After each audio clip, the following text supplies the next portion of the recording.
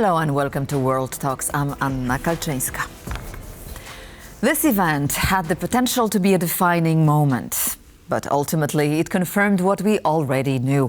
The sixth, the longest and the final televised debate ahead of Poland's first round of presidential elections featured all 13 contenders on stage responding to questions from 3 journalists representing the country's largest broadcasters.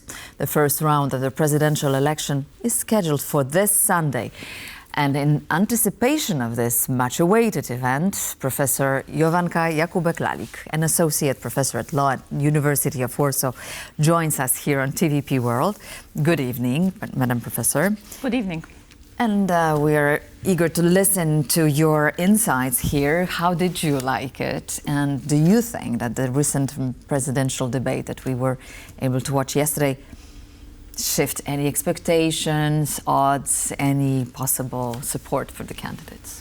Well, first of all, the debate was very, very long. It was almost 4 hours. So in my view, it was a test both to the candidates and to the public opinion about their perseverance in terms of being able, and patience too, absolutely. For all the candidates, I think it was a challenging exercise, and we could see quite plainly that they looked tired. Some of them more than others. Some of them more than others, definitely. However, it is the end of a very kind of challenging campaign for all of them. So also it is the debate number 6, as you rightly mentioned. So basically the first part of the debate was just repeating what we already knew. So the statements that already were made on a couple of occasions. So we didn't learn a lot new things from the candidates. I think the quite more interesting was the second part of the debate when they were actually asking questions to each other. And in that part, some exchanges between candidates were indeed quite interesting. However, also I have my doubts to what extent what they said really influenced and shifted some of the interest of the public opinion. Maybe those more interested, right? Like we heard from Marshal Hołownia that one of the contenders was not very participative in the parliament, that he was quite lazy and would appear only on the occasion of the campaign. Or on the other hand, we also heard that Szymon Hołownia didn't fulfill some responsibilities as to the obligation of fulfilling the kilometers law, right? So, but these are details. Are we able to pinpoint to a clear winner of this debate?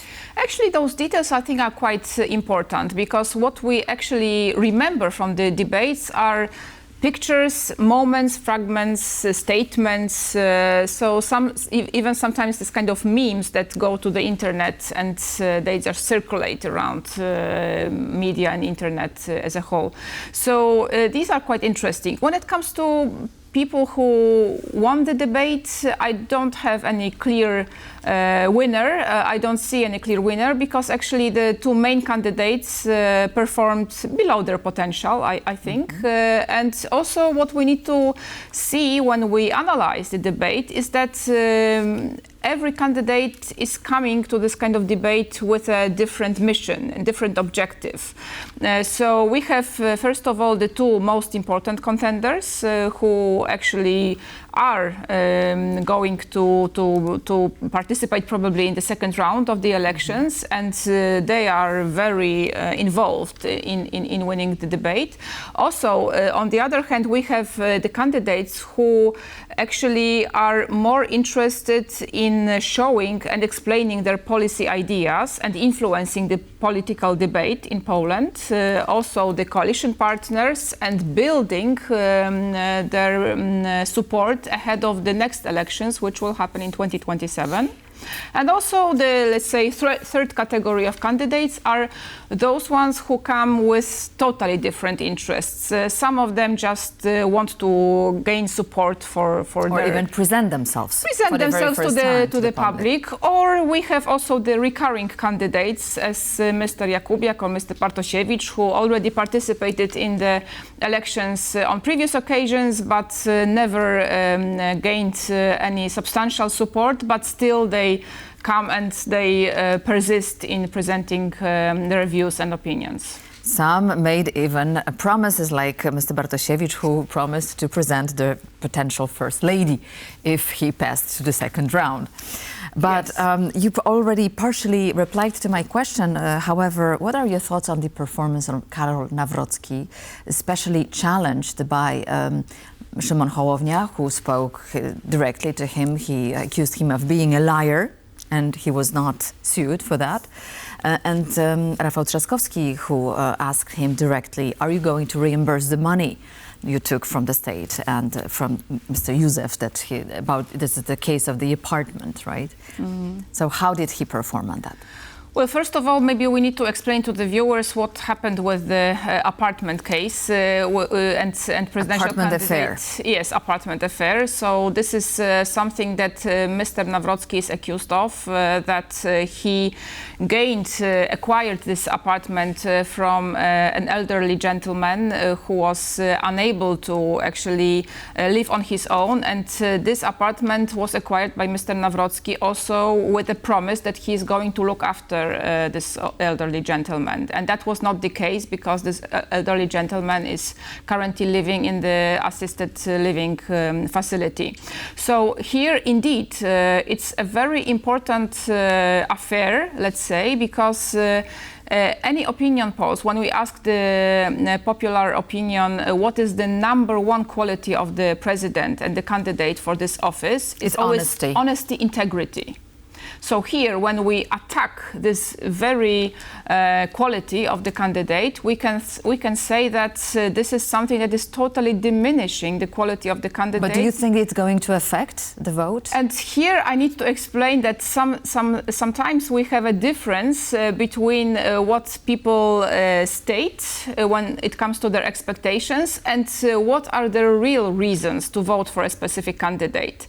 So sometimes their expectations are indeed quite high, but on the other hand, they are willing to support the candidate who is maybe closer to them, who is not that immaculate, who has some faults, because then they also feel that they can kind of easier consider those candidates closer to their personality.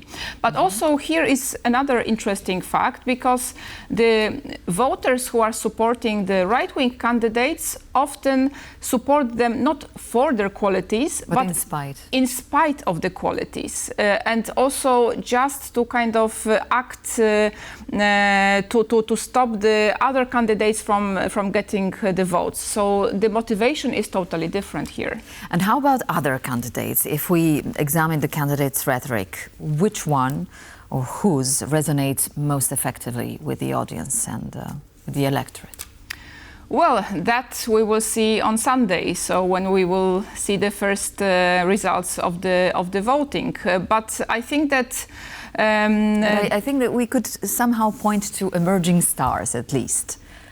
Potentially, yes. I think that what is really interesting is that some of the candidates managed to explain their political views and opinions and indeed influence the political dialogue in Poland. So here we can point out at Magdalena Biejat and Adrian Zandberg. Szymon Hołownia is always very successful in this kind of televised debates. He's very experienced in his relations with media, and he's very witty and very smart in replying to questions and comments addressed to him.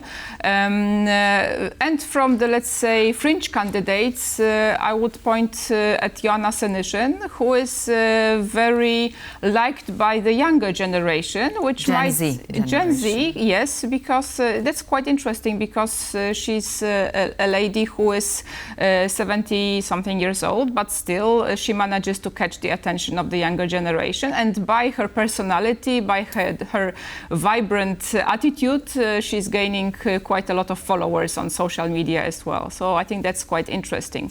But let's not forget about also the right-wing candidates. And here I need to point out that also I'm disappointed by the lack of reaction of the journalists who were leading the debate, that they did not protest when some of the xenophobic, anti-Semitic remarks were made, or some really outrageous remarks were made by some of the extreme right-wing candidates. So here I think that there is some lesson to be learned, and also about the format of the debate to be reformed in the future. Exactly, and we also spoke about the prescription lists, right, with the signatures list, and the lack of accountability and potential transparency also of the mechanism allowing for the candidates to present themselves, right?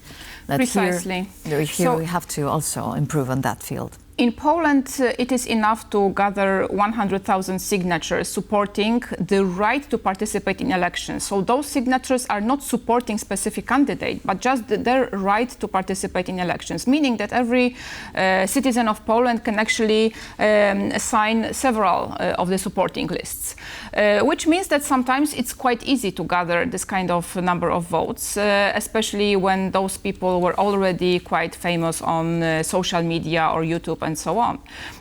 On the other hand, we don't really have the effective mechanisms, instruments of controlling to what extent those signatures are indeed true. They are not falsified, for example. So some steps already have been taken, some measures have been introduced in the last years, but I'm not sure to what extent they are really effective. So here we should really think about the ways of potential reform, the electoral system in the future, and also the proper mechanisms of checking the candidates before we give them the floor, before we give them the opportunity to present views which are sometimes very radical and very dangerous to the public discourse. Poland faces international challenges, so we need a candidate, a president who is capable of navigating tough times, and also who is in command over the military. So how do the candidates measure up in this critical area?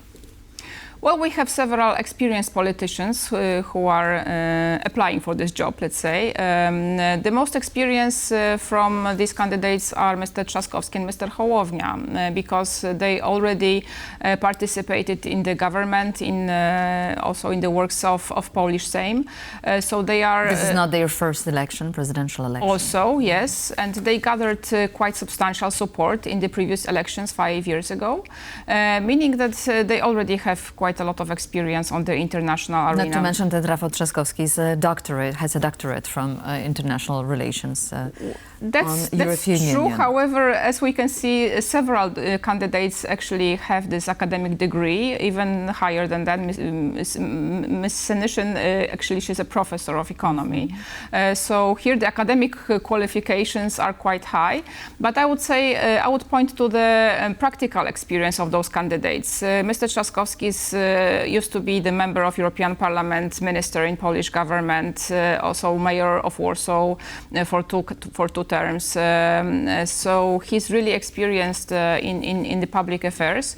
Mr. Hołownia, on the other hand, is also, he's a speaker of the Polish parliament, also very important position, second person in our state. Mr. Nawrocki is a person who is actually who does not have this kind of experience, but we can actually compare him to current President Andrzej Duda, who also, before being elected for his first term, he didn't have any substantial experience, but nevertheless, he managed to gain quite a lot of support, and he's still quite a popular politician. Professor Jowanka Jakubek-Lalik, University of Warsaw, thank you so much for being here with us today and for sharing your insights. Thank you, my pleasure. And that concludes this edition of World Talks. But please stay tuned to TVP World for more inside commentaries and other features.